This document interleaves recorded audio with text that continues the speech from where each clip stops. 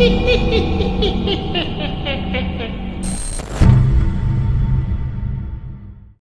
बात गुड़गांव की एक इलाके की है जो बदलकर अब गुरुग्राम हो चुका है। 80 के दशक में गुड़गांव बहुत ही वीरान और सुनसान हुआ करता था। बहुत ही कम लोग वहां जाया करते थे। कोई भी इस इलाके से जाना पसंद नहीं करता था और रात के समय तो बिल्कुल भी नहीं। लेकिन एक समय ऐसा आया जब दिल्ली की जनसंख्या बढ़ने लगी और नए नए बिजनेस के मौके मिलने लगे, तो दिल्ली के आसपास के इलाके जैसे नोएडा और गुड़गांव को एक ऐसी सिटी में बनाने का ख्याल जनता के मन में आया जहां हर एक मल्टीनेशनल कंपनीज के ऑफिस और हर एक सुविधा उपलब्ध हो। धीरे धीरे गुड़गांव को बदलने का काम शुरू हुआ, लेकिन उसी के साथ साथ वहां अजीब अजीब घटनाएं भी घटने लगी।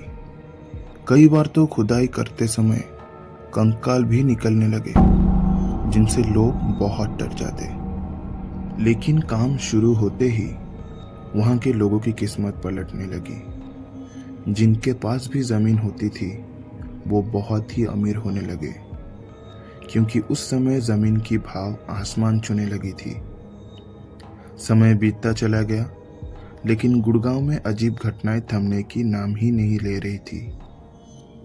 जब कारणों का पता लगाया गया तब पता चला कि जब भारत में मुगल रहते थे तो उस समय इस इलाके में बहुत से डाकू रहते थे जो गुड़गांव से जाते किसी भी मुसाफिर को लूटकर उसे मार देते थे और वहीं दफना देते थे।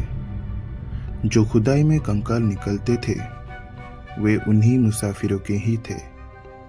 लेकिन समय बीतता चला गया और गुड़गांव गुरुग्राम में बदल गया। अब ये इलाका हर एक कंपनी के लिए बहुत ही अच्छा था और हर एक कंपनीज के ऑफिस भी आप इस जगह देख सकते हैं। इसी दौरान एक कॉल सेंटर जिसमें बहुत से लोग काम करते थे उसका भी इनॉग्रेशन हुआ।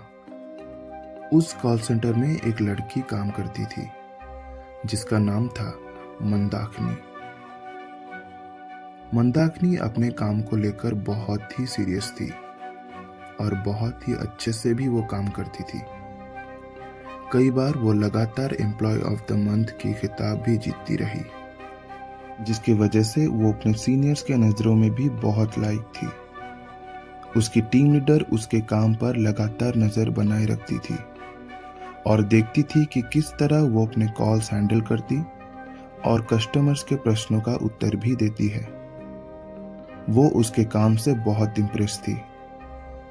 लेकिन एक दिन मंदाकिनी के पास एक कॉल आता है। आमतौर पर कॉल सेंटर्स में कॉल लगभग 5 से 6 मिनट तक ही लंबी चलती है, लेकिन उस दिन लगभग 1 घंटे तक चली। बात करते समय मंदाकिनी बहुत परेशान नजर आ रही थी। उसकी टीम लीडर ने सोचा मामला काफी गंभीर होगा, इसीलिए उसने इस ओर ज्यादा ध्यान नहीं दिया। लेकिन बात खत्म होने पर मंदाकिनी का रवैया बिल्कुल बदल गया। वो परेशान हो गई और वहां से अपना बैग उठाकर चली गई। उसकी टीम लीडर को कुछ समझ में नहीं आ रहा था कि आखिर वो चली क्यों गई।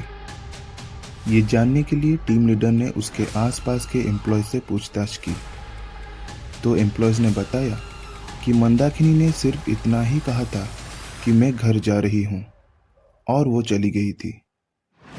टीम लीडर ने सोचा कि मुझे उस नंबर की जांच करनी चाहिए जिससे कॉल आई थी, लेकिन जब उसने ये देखा तो उसे बहुत बड़ा झटका लगा कि वो फोन पर बात तो कर रही थी लेकिन सामने से कोई कॉल नहीं आया था। टीम लीडर ने इस बात को ज्यादा गंभीर तरीके से नहीं लिया। अगले दिन जब मंदाकिनी को कंपनी आना था तो वो वहां नहीं पहुंची। टीम लीडर को चिंता होने लगी क्योंकि पहले ऐसा कभी नहीं हुआ था।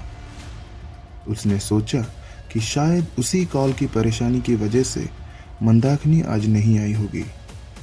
दिन बीता, दूसरे दिन भी मंदाकिनी सेंटर नहीं आई। टीम लीडर ने उसे कॉल किया लेकिन उसका फोन बंद आ रहा था। मेल किया, मैसेज भी किया, लेकिन मंदाकिनी से संपर्क नहीं हो पा रहा था। फिर टीम लीडर ने नाइट शिफ्ट में मंदाकिनी को घर छोड़ने वाली गाड़ी के ड्राइवर से पूछताछ की और मंदाकिनी का पता निकाला। फिर कंपनी के किसी एम्प्लॉय को उस पते पर भेजा गया। जब उस एम्प्लॉय ने उस पते पे जाकर घर के मालिक से बात की तो पता चला कि यहाँ उस नाम की कोई भी लड़की नहीं रहती है, लेकिन ड्राइवर का कहना है कि वो मंदाकिनी को यहीं छोड़कर जाता था। इस पर मकान मालिक कहता है शायद वो यहाँ उतरती हो, लेकिन उसका घर कहीं आसपास ही हो। लेकिन पता करने पर मंदाकिनी का कोई भी पता नहीं चलता है। तो एम्प्लॉय ने यह खबर अपने सीनियर्स को बताई। सीनियर्स ने सोचा कि शायद किसी प्राइवेसी के वजह से मंदाकिनी ने अपना पता सही से ना दिया हो। लेकिन कुछ दिन बाद मंदाकिनी का पता कंपनी द्वारा निकाल लिया जाता है। दोबारा उस पते पर कंपनी ने अपने एक और एम्प्लॉय को भेजा। एम्प्लॉय उसके घर पहुंचा और मंदाकिनी के माँ बाप से मिला और मंदाकिनी के बारे में पूछताछ की और कहा कि वो कई दिनों से ऑफिस नहीं आ रही है। फिर उसके पेरेंट्स ने कहा कि कब से नहीं आ रही है। तो एम्प्लॉय कहता है लगभग 15 दिन हो गए। कितने दिनों से काम कर रही है? माँ बाप ने पूछा। एम्प्लॉय ने कहा कि 1 साल से भी ज्यादा हो गया। लेकिन उसके बाद मंदाकिनी के माँ बाप ने जो कहा उसे सुन के मानो एम्प्लॉय के पैरों तले जमीन खिसक गई। उन्होंने कहा ऐसा नहीं हो सकता, क्योंकि मंदाकिनी को तो मरे हुए 8 साल हो चुके हैं। एम्प्लॉय को लगा कि शायद वो गलत जगह आ गया है, लेकिन एम्प्लॉय ने माँ बाप को मंदाकिनी की फोटो दिखाई तो माँ बाप ने कहा कि हाँ, यही हमारी बेटी है। ये सुनने के बाद एम्प्लॉय को लगा कि माँ बाप झूठ नहीं बोल सकते। ये बात एम्प्लॉय ने अपने सीनियर्स को बताई। उन्होंने अच्छी तरह से जानने के लिए उनसे फ़ोन पर बात की और पता चला कि ये सच है। पूरे ऑफिस में ये बात आग की तरह फैल गई। जो एम्प्लॉय मंदाकिनी के साथ काम करते थे उनमें से एक की मौत हार्ट अटैक से हो जाती है और कुछ की दिमागी हालत खराब हो जाती है। सिर्फ इतना ही नहीं, इससे पहले वहां कई हैरान कर देने वाली घटनाएं भी घटी। एक बार बेसमेंट में बैठे गार्ड को कुर्सी से गिरा दिया जाता है। वो लोगों को बताने की कोशिश भी करता है, लेकिन उसकी बात पर कोई भी यकीन नहीं करता। ठीक उसी तरह एक बार ऑफिस के बाथरूम से किसी लड़की की चिल्लाने की आवाज आती है और थोड़ी देर बाद रोने की भी आवाज आती है। इसी तरह उस कॉल सेंटर में और भी कई अजीब घटनाएं होती है। बाद में पता चलता है कि जहां वो ऑफिस बना है वहां लगभग 100 साल पुराना शमशान घाट हुआ करता था और खुदाई के दौरान कई कंकाल भी निकले थे। इसी वजह से ये सभी घटनाएं होती थी। लेकिन मंदाकिनी वाली घटना ने सभी को हिलाकर रख दिया।